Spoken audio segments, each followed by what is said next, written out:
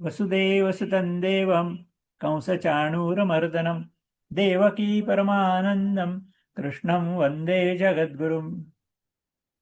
31वा श्लोक आहे. भगवंत आपल्या विभूती सांगतात. एक एक. पवनः पवतामस्मि, रामः शस्त्रभृतामहं, झषाणां मकरश्चास्मि, स्रोतसामस्मि जाह्नवी. पवता पवनः पवतामस्मि. पवताम म्हणजे पवित्र करणार. म्हणजे पवित्र करणाऱ्यांमध्ये मी, अहम म्हणजे मी, पवन म्हणजे वायू. या जगामध्ये कित्येक वायूचं प्रदूषण चाललंय आपण बघतोय, पण तरी अजून शुद्ध आहे सगळं. ते देखील नाहीसं होतच आहे आपोआप. रोज एवढा धूर निर्माण होतो, कुठे जातो कोणाला माहिती. पण तो नाहीसा झाला नसतात, म्हणजे पवित्र झाला नसता तर आज माणसाला जगताच आलं नसतं. त्यामुळे वायू म्हणजे हलणारा, हवेचं गतिमान जे स्थिती त्याला वायू म्हटलं जातं. या गतीमुळे सगळी शुद्धता होते. तर घरातही बघतो आपण, दारा खिडक्या उघडले की हवा, बाहेरची हवा आतली हवा, बाहेर जे गतिमान निर्माण झाले की हवा चांगली होते, नाहीतर सफोकेशन होतं. त्या पवित्र करण्यामध्ये वायू आहे असं भगवंतांनी म्हटलं. वायू हे अर्थात हवेचं गतिमान स्वरूप म्हणजे वायू असं आपल्याला म्हणता येईल. राम हा शस्त्रभृतामह, शस्त्रधारी जे आहेत त्याच्यामुळे रामाला महत्व दिलंय. रामाच्या ठिकाणी माझं अस्तित्व जास्ती आहे. आणि आपल्याला माहिती की राम हे अवतारच आहेत भगवंताचे. अवतार म्हणजे काय, जास्तीत जास्त परमात्म्याची शक्ती त्यांच्या ठिकाणी आहे. परमात्मा असे जास्ती प्रमाणात आहे किंवा योगाच्या परिभाषेत कुंडलिनी शक्ती जास्त जागृत केलेली आहे, असं रामाचं आहे. आणि राम आपल्याला माहिती आहे म्हणजे आदर्श पुत्र, आदर्श भाऊ, आदर्श पती, सगळ्याकडेच आदर्शत्व रामाने सिद्ध केलेलं आहे आपल्या याच्यातलं. मग त्या ठिकाणी रामामध्ये माझं अस्तित्व म्हणजे विभूती, हे राम एक विभूती आहे म्हणून सांगितलंय. झषाणां मकरश्चास्मि म्हणजे जलचर प्राणी सगळे असं म्हणते. झषाणां म्हणजे सगळे जलचर प्राण्याचे मी मकर आहे, मी मगर आहे. तुम्हाला माहिती की मगर सगळ्यात ताकदवान आहे, म्हणजे हत्तीपेक्षा ताकद जास्ती. त्या ऐरावताचा पाय मगरने पकडला शिवाय त्याला विष्णूचा धावा करावा लागला, तेव्हा त्याचा पाय मुक्त झाला. बाकी कोणी त्याला मुक्त करायला सक्षम नव्हतं. इतकं मगराची ताकद असते. इथं पकडलं की संपलं सगळं. म्हणून मकरामध्ये माझं अस्तित्व मोठ्या प्रमाणावर आहे, मी विभूती आहे असं भगवंत म्हणतात. पुढच्या श्लोक आहे 32वा. सर्गाणामादिरंतश्च मध्यम चैवाहम अर्जुन, अध्यात्मविद्या विद्यानां वादाः प्रवदताम अहम. पुन्हा 4 विभूती सांगितले की सर्ग त्याचा आधी, मध्य आणि अंत मी आहे. हे सृष्टी निर्माण झाली की त्याला सर्ग म्हणतात, सृष्टीच्या विलय त्याला प्रलय म्हणतात. तर सर्गामध्ये सगळ्या सृष्टीचा कारभार चाललेला असतो, प्रत्येक गोष्टीची कृती चाललेली असते प्रत्येक. मग त्या सर्गाचा आधी, अंत आणि मध्य सगळं मीच आहे. म्हणजे ब्रह्मा विष्णू महेशाची संकल्पना, निर्माण होणे, काही वर्ष चालले परत नष्ट होणे, ते सगळ्यामध्ये माझं अस्तित्व जास्ती आहे. सर्गांचा आधी, अंत आणि मध्यमध्ये भगवंताचं अस्तित्व जास्ती, म्हणजे सगळ्यामध्येच आहे हा त्याचा अर्थ आहे. म्हणजे सर्गाची सृष्टीची निर्मितीपासून विलयापर्यंत सगळ्या प्रक्रियांमध्ये भगवंतच सहभागी आहे, हा त्याचा अर्थ. अध्यात्मविद्या विद्यानाम, तर अध्यात्म विद्याचं वर्णन मागे आलेलं आहे बरेच वेळा. पुढे आणखीन भगवंत करणार आहे की अध्यात्म म्हणजे परमात्मापर्यंत पोहोचवणारं ज्ञान. मग त्याच्यामध्ये परमात्म्याचं स्वरूप आहे, परमात्म्याचं ज्ञान आहे, आत्म्याचं ज्ञान आहे, आत्म्या परमात्मा संबंध, हे सगळं जे आहे, सगळं ज्याला आपण ज्ञानयोग म्हटलंय, हे सगळं ज्ञान आहे. तर हे अध्यात्म विद्या म्हटलेलं आहे. तर सगळ्या विद्यांमध्ये अध्यात्म विद्यामध्ये परमात्माचं अस्तित्व म्हणजे ती श्रेष्ठ आहे थोडक्यात. म्हणजे बाकी इथं आहे मग 14 विद्या, 64 कला, हे सगळं आहेच, त्याही विद्या आहेत. पण त्याला भगवंताने अज्ञान म्हटलेलं आहे. म्हणजे अध्यात्म विद्या हे ज्ञान आहे आणि बाकी सगळं अज्ञान आहे, असं भगवंताने एका ठिकाणी म्हटलं. या ठिकाणी भगवंत म्हणे की अध्यात्मविद्या, सगळ्या विद्यांमधली अध्यात्मविद्या या ठिकाणी भगवंताचं अस्तित्व जास्ती आहे, ती माझी विभूती आहे. आणि वादाः प्रवदताम अहम. प्रवदताम म्हणजे परस्पर वाद करतात लोक. आता वादविवाद आजकालही होतात, पण इथं पूर्वीच्या काळातल्या वादविवादाचा उल्लेख केलाय. त्याकडे हे पंडित लोक करायचे.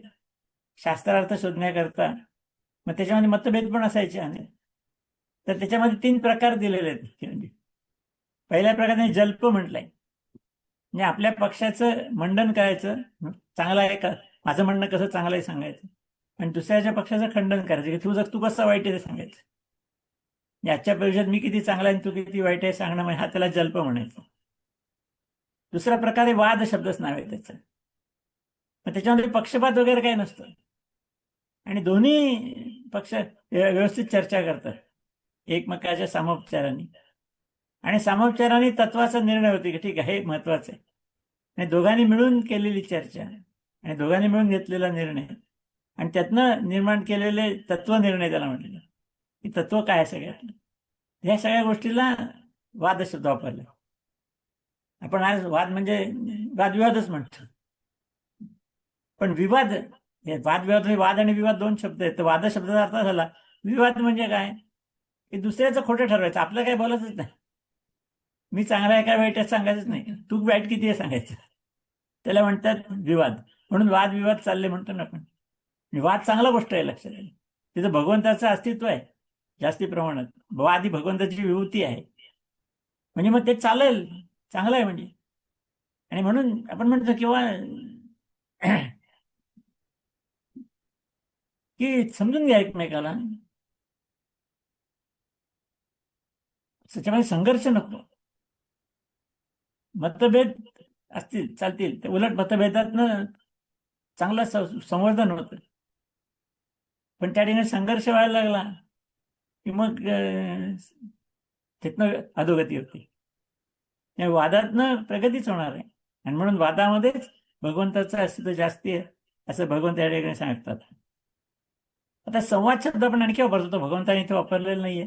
आपण वापरतो वादाची वरची पातळी आणखी चांगल्या प्रकारे होणारा संवाद. अशा अर्थाने म्हणजे चांगल्या प्रकारे, म्हणजे वाद चांगला आहे पण त्याच्यामध्ये दोघांनी एकमेकाला समजून घेऊन व्यवस्थित चर्चा करून दुसऱ्याच्या मताचा आदर करून योग्य निर्णय घेणं म्हणजे वाद हा शब्द या ठिकाणी आलेला आहे. आणि तिथे भगवंताचं अस्तित्व असं भगवंताने सांगितलं. पुढच्या विभूती सांगताना भगवंत सांगतायत 33वा श्लोक आहे. अक्षराणाम अकारोस्मी द्वंद्वाः सामासिकस्य च अहमेवाक्षयः कालो धाताहं विश्वतो मुखः. अक्षरांमधला आकार मी आहे, ती विभूती आहे. कारण सगळ्या गोष्टी आकाराने सुरू होतात. हा प्रत्येक अक्षरात प्रत्येक ठिकाणी असतो, शिवाय काही सुरू होणारच नाही. आणि म्हणून सगळ्याचं मूलाक्षरच आहे. आई म्हटलं तरी प्रत्येक ठिकाणी आहे, लक्षात घ्या. म्हणून भगवंत मध्येच भगवंताचं अस्तित्व जास्ती आहे, ती विभूती आहे. सामासिकस्य म्हणजे समासांमध्ये. आता हा व्याकरणाचा विषय आहे. हल्ली ते व्याकरण काय शिकवत नाही शाळेत. समास बिमास, तत्पुरुष समास, बहुव्रीही समास, द्विगु समास, बरेच समासाचे प्रकार होते. म्हणजे 2 शब्द जोडले गेले की त्याला समास म्हणतात. तर सगळ्या समासांमध्ये मी द्वंद्व समास आहे असं भगवंत म्हणतात. तर काय ते मी सांगतो, आधी आपण सगळं समजून घेऊ. कारण अक्षय काल आहे, म्हणजे कालाचाही महाकाल, म्हणजे सर्व बाजूनी तोंड असलेलं विराट स्वरूप, सर्वांचं धरण पोषण करणारा मी आहे असं ते म्हणतात. म्हणजे महाकाल आहे. आता थोडा तपशील समजून घेऊ आपण. अबद्दल तर मी आपल्याला सांगितलं की सगळ्या वर्णमालेची निर्मितीच मुळे अपासून सुरुवात झाली आहे. त्या सगळ्याचेच मूळ आहे ते. त्या तिथे भगवंताचं अस्तित्व. दुसरं म्हणजे समास सांगितले, द्वंद्व समास सांगितलंय की 2 किंवा अधिक शब्दांनी जे एक मूळ शब्द बनतो त्याला समास असं म्हणतात. त्याच्यामुळे द्वंद्व समास, अव्ययी समास, तत्पुरुष समास, बहुव्रीही समास हे 4 प्रकार आहेत. आता द्वंद्व समासात काय आहे? आई बाप, भाऊ बहीण, राजा राणी, रामकृष्ण सगळे द्वंद्व समास आहे. आणि त्याची महत्वाची वैशिष्ट्य असं आहे की दोन्ही शब्दांना महत्व आहे. आता भाऊ बहीण दोन्हीला महत्व आहे, राजा राणी दोन्हीला महत्व आहे, रामकृष्ण दोन्हीला महत्व आहे, म्हणून तो द्वंद्व समास झाला. अव्ययी भाव समास आहे, त्यात पहिलं पद महत्वाचं असतं. तत्पुरुष समासामध्ये दुसरं पद महत्वाचं असतं.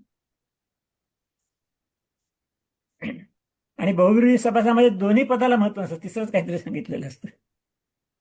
हे सगळ्या प्रमासांचा विचार केला, द्वंद्व समास असा आहे की ज्या दोन्ही पदांना महत्व आहे, आणि म्हणून त्या ठिकाणी भगवंताचं अस्तित्व आहे असं भगवंत या ठिकाणी म्हणतात. आणि आपण काळ म्हणतो, पण काळाच्या पलीकडे असलेला महाकाल अशा अर्थाने भगवंतांनी सांगितलेले की काळाची निर्मिती पण भगवंतांनीच केलेली आहे.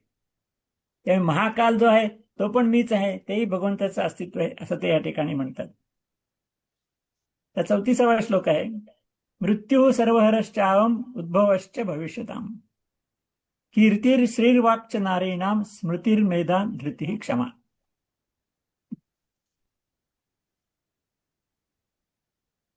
तर मृत्यू सगळ्यांच्या जीवनातलं अति आवश्यक भाग आहे, की मला नवीन जन्माचं परिवर्तन, जन्मामध्ये होणारं परिवर्तन हे करण्याचं काम मृत्यू करत असतं. त्या मृत्यूला सर्व हरण करण्याची शक्ती आहे, कारण प्रत्येक गोष्टीला मृत्यू आहे. सजीवाला पण निर्जीवाला सुद्धा मृत्यू आहेच, तो कोणाला टळलेलं नाही. त्यामुळे सर्व हरण करणारी ती शक्ती आहे.